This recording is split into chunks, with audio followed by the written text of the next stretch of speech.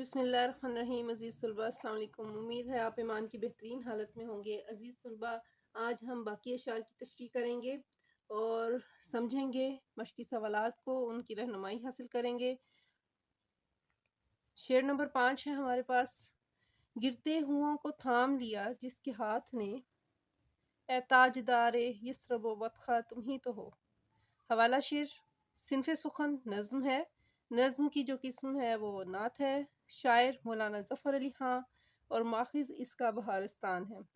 مفہوم: دور جاہلیت میں انسانیت کے گرتے ہوئے معیار میں غریب، لاچار اور بے بس انسانوں کو تھامنے والے مکہ مدینہ کے تاجدار حضرت محمد صلی اللہ علیہ وآلہ وسلم آپ کی ذات مبارکہ ہی ہے۔ تشریح کی طرف آتے ہیں۔ مولانا ظفر علی خاں کی نعت گوئی خلوص، عقیدت، جدت طبع اور قدرت بیاں کا حسین امتزاج ہے۔ اردو نعت گوئی آپ کی مذہبی اور اسلامی تعلیمات سے بھرپور شاعری کے بغیر نامکمل ہے۔ حضور صلی اللہ علیہ وآلہ وسلم سے عشق آپ کی شاعری کا حصہ ہے۔ تشریح طلب شعر میں شاعر پیارے نبی محمد صلی اللہ علیہ وآلہ وسلم کی عظمت بیان کر رہے ہیں۔ وہ کہتے ہیں کہ میرے نبی صرف مکہ و مدینہ کے تاجدار نہیں ہیں، دونوں جہانوں کے تاجدار ہیں۔ آپ کی ذات سراپا رحمت ہے۔ اسلام کی آمد اور آمد رسول سے پہلے عرب جاہلیت میں ڈوبا ہوا تھا۔ دنیا کی تمام برائیاں ان میں موجود تھیں۔ انسانیت اپنے معیار سے گر چکی تھی۔ غریب، لاچار اور بے بس انسانیت ظلم و جبر کی چکی میں پس رہی تھی۔ جہالت کی فرسودہ رسمیں اپنے عروج پر تھیں، لیکن پیارے نبی صلی اللہ علیہ وآلہ وسلم مکہ و مدینہ کے تاجدار آپ صلی اللہ علیہ وسلم کی آمد سے عربوں کو دوبارہ عروج حاصل ہوا۔ آپ کی صداقت، امانت داری، حکمت و دانشوری، نبوت و رسالت کی تعلیمات نے اس گری ہوئی انسانیت کو سہارا دیا، ان کے دلوں کو تقویٰ کا درس دیا اور پورے عالم میں خاص مقام دلایا۔ کلمہ حق کو بلند کرنے والے صرف آپ صلی اللہ علیہ وآلہ وسلم ہی ہیں۔ باطل کے خداؤں کو صداقت کے مقابل ہوتی نہ کبھی مات اگر آپ نہ ہوتے۔ آپ صلی اللہ علیہ وآلہ وسلم کی بعثت کے بعد دنیا کی رخ ہی بدل گئی۔ انسانوں کے مزاج بدل گئے۔ خدا طلبی کا ذوق عام ہوا۔ کفر کے اندھیرے چھٹنے لگے۔ گری ہوئی انسانیت صدیوں کی نیند سے سوتے ہوئے بیدار ہو گئی اور دیکھتے ہی دیکھتے انسانیت خوف خداوندی سے بھر گئی۔ ان کی ڈوبتی ہوئی ناؤ کو کنارہ مل گیا۔ تہذیب و شائستگی، توحید و تقویٰ کا سکہ چلنے لگا اور ایسا معاشرہ وجود میں آیا جس کی نظیر زمین و آسمان میں نہیں ہے۔ یہ سب میرے پیارے نبی تاجدار مکہ و مدینہ کی وجہ سے ممکن ہوا۔ کفر ٹوٹا ہے، اندھیروں کا سفر ختم ہوا، آپ کا فیض مبارک ہے اجالوں کا سماں۔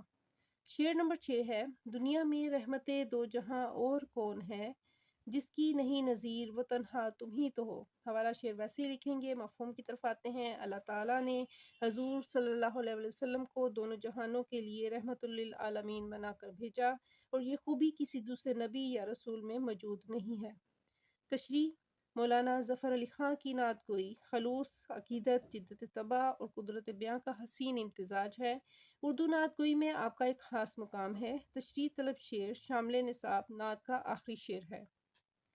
شاعر اس شعر میں رسول اکرم صلی اللہ علیہ وآلہ وسلم کی شان اور عظمت بیان کرتے ہوئے کہتے ہیں کہ اللہ تعالیٰ نے ہمارے پیارے نبی محمد صلی اللہ علیہ وآلہ وسلم کو دونوں جہانوں کے لیے رحمت بنا کر بھیجا ہے۔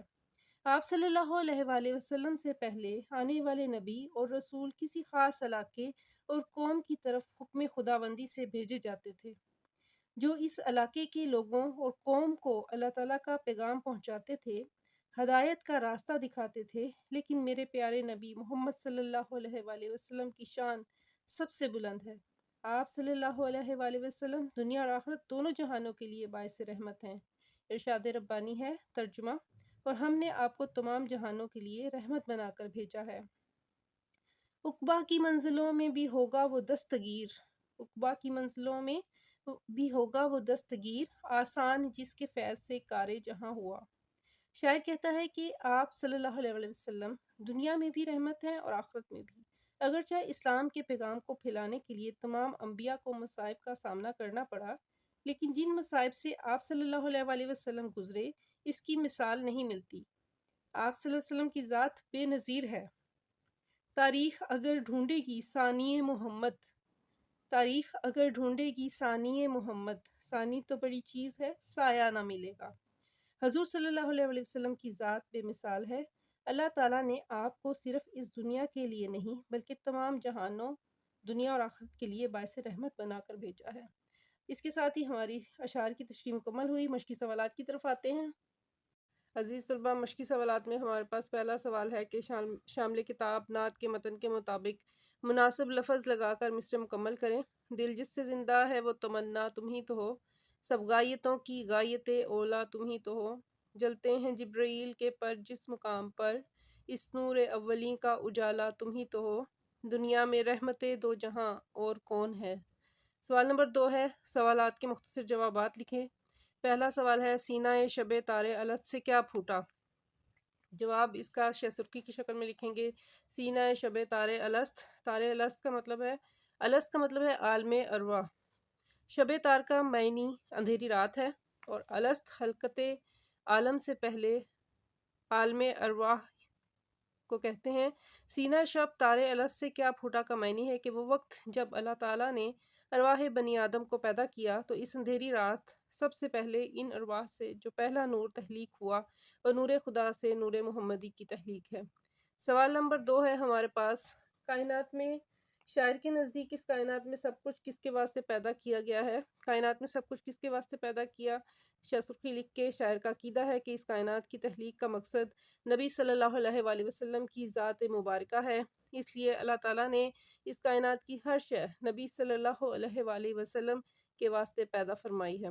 سوال نمبر 3 ہے، جلتے ہیں جبرائیل کے پر جس مقام پر کی وضاحت واقعہ معراج کی روشنی میں کریں۔ واقعہ معراج کی روشنی میں اس سے مراد ہے کہ سفر معراج میں جب حضور اکرم صلی اللہ علیہ وآلہ وسلم حضرت جبرائیل علیہ السلام کے ساتھ سدرۃ المنتہا کے مقام پر پہنچے تو حضرت جبرائیل علیہ السلام نے یہ کہہ کر معذرت کر لی کہ اس مقام سے ایک قدم بھی حکم خداوندی کے بغیر آگے بڑھایا تو میرے پر جل جائیں گے۔ اس کے آگے عرش مولا کی طرف سفر کی حقیقتوں کو جاننے والی آپ صلی اللہ علیہ وسلم کی واحد ذات ہے۔ سوال نمبر 4 ہے، شاعر کے نزدیک آپ صلی اللہ علیہ وآلہ وسلم کے ہاتھوں نے کسے تھاما تھا؟ آپ صلی اللہ علیہ وسلم کے ہاتھوں نے کسے تھاما؟ شہ سرخی لکھیں گے۔ شاعر کے نزدیک آپ صلی اللہ علیہ وسلم کے ہاتھوں نے دور جاہلیت میں انسانیت کے گرتے ہوئے معیار میں غریب، لاچار اور بے بس انسانیت کو سہارا دیا، تھام لیا اور حق کا بول بالا کیا۔ سوال نمبر 5 ہے، شاعر کے نزدیک جس کی نظیر نہیں ملتی وہ کون سی ہستی ہے؟ بے نظیر ہستی۔ شہ سرخی لکھیں گے۔ شاعر کے نزدیک جس کی نظیر نہیں ملتی وہ پیارے نبی حضرت محمد صلی اللہ علیہ وسلم کی ہستی ہے، کیونکہ وہ رحمت دو جہاں ہیں اور ایسی خوبی کسی نبی یا رسول میں موجود نہیں ہے۔ سوال نمبر 6 ہے ہمارے پاس، شاعر نے اے تاجدار یثرب و بطخاں کہہ کر کسے مخاطب کیا ہے؟ اے تاجدار یثرب و بطخاں، شاعر نے اے تاجدار یثرب و بطخاں پیارے نبی حضرت محمد صلی اللہ علیہ وسلم کو کہہ کر مخاطب کیا ہے کہ تاجدار یثرب و بطخاں پیارے نبی صلی اللہ علیہ وسلم نے گرتی ہوئی انسانیت کو تھاما اور بام عروج تک پہنچایا۔ سوال نمبر 4 ہمارے پاس ہے کہ نظم کے حوالے سے جو آپ کے قوافی اور ردیف ہیں ان کی نشاندہی کریں۔ تو نظم میں قوافی ہیں تمنا، دنیا، اجالا، اولا، شناسا، بطخاں، تنہا، اور ردیف ہے تم ہی تو ہو۔ سوال نمبر 5 ہے، صنف نظم، نعت اور منقبت میں فرق بیان کریں۔ نعت کے لغوی معنی تعریف کے ہیں۔ شعری اسلام میں ایسی نظم جس میں رسول اکرم صلی اللہ علیہ وسلم کی تعریف و توصیف بیان کی جائے نعت ہے۔ اور منقبت کے لغوی معنی بھی تعریف کے ہیں، توصیف و ثنا، خاندانی برتری، ہنر اور بڑائی کے ہیں۔ شعری اصطلاح میں منقبت ایسی نظم ہے جس میں صحابہ کرام، ائمہ معصومین، اولیاء اعظام اور بزرگان دین کے اوصاف بیان کیے جاتے ہیں۔ عزیز طلباء، سوال نمبر 3 آپ کا ہے، اعراب لگا کر درست تلفظ واضح کریں۔ اسے میں درست تلفظ کے ساتھ ادا کر رہی ہوں۔ اعراب آپ لگا لیجیے گا، شب تارے الست، غایت اولا، یثرب و بطخاں، نور اولیں، رحمت دو جہاں۔ شعری اصطلاحات میں مصرع کیا ہے؟ لغوی لفظ مصرع کے لغوی معنی کواڑ کے ہیں، مگر شعری اسلام میں اس سے مراد آدھا شعر یا نصف بیت ہے۔ دوسرے لفظوں میں مصرع بامعنی الفاظ پر مشتمل وہ سطر ہے، وہ لائن ہے، اگر نثر میں ہو تو فقرہ یا جملہ کہلائے، اور اگر نظم میں ہو تو مصرع کہلاتا ہے۔ مثلاً ہمیں سو گئے داستاں کہتے کہتے مصرعے کی علامت عین ہے۔ شعر لفظ شعر کے لغوی معنی ہے کلام موزوں، دو مصرعے جو ایک وزن کے ہوں اور ایک خیال کو ظاہر کریں تو وہ شعر یا بیت ہے۔ مثلاً زمانہ بڑے شوق سے سن رہا تھا، ہمیں سو گئے داستاں کہتے کہتے۔ شعر کی علامت یہ ہے قافیہ، ہر شعر کے آخر میں ردیف سے قبل آنے والے ہم آواز الفاظ کو قافیہ کہا جاتا ہے۔ مثلاً مرزا غالب کی ایک معروف غزل کا مطلع ہے، دل ناداں تجھے ہوا کیا ہے، آخر اس درد کی دعا کیا ہے۔ اس شعر میں قافیے کو سرخ رنگ سے نمایاں کیا گیا ہے۔ اسی غزل کے مزید قافیے ہیں، ماجرا، مدعا، وفا، صدا، برا۔ اور علامہ اقبال کی شامل کتاب نظم جاوید کے نام میں قافیے ہیں، مقام، شام، کلام، جام، فام، نام۔